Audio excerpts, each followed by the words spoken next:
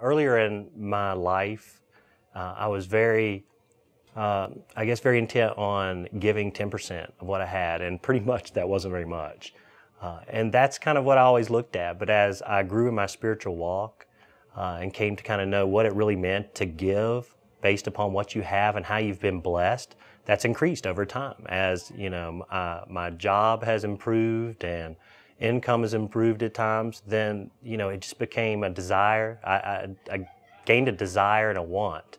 What we tell our kids is to give with a happy heart. And for us, that really just means to give out of a desire and a want to serve the Lord. And I give my life, and I told the Lord I want Him to have everything that I had.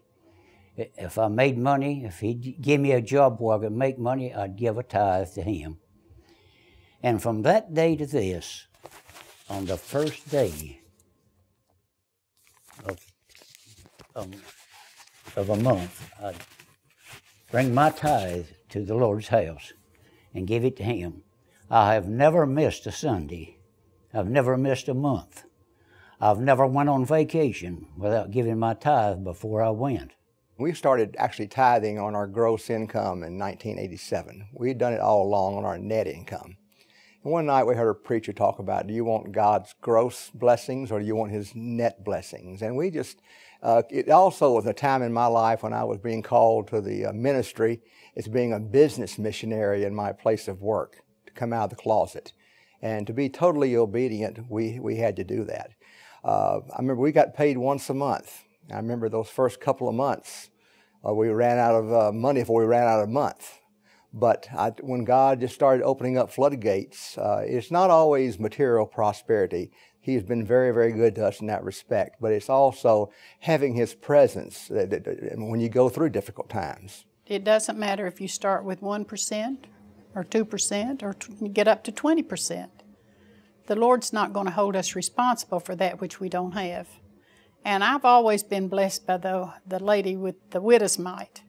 If we just got a little bit to give, to return, then that's what we're going to do. But as we begin to be faithful in giving, I found that God makes it just grows on you. It's a matter of starting and knowing that you should be responsible to the Lord for what He's given you. The one thing that sometimes it saddens me to see when our church is having a deficit in their financial realm, because I've said so many times, if every church member would tithe, what an abundance our church would have. I mean, we could have Love Winston-Salem every day. Jesus talked about laying up treasure in heaven, where moths can't get it, rust can't get it, taxes can't get it, inflation can't get it, nothing can get it.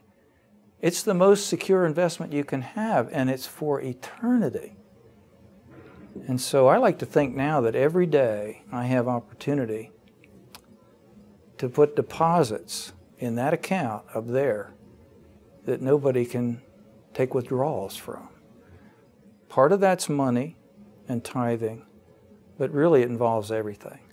My time, my abilities, my gifts, my energy, everything. Deposits every day.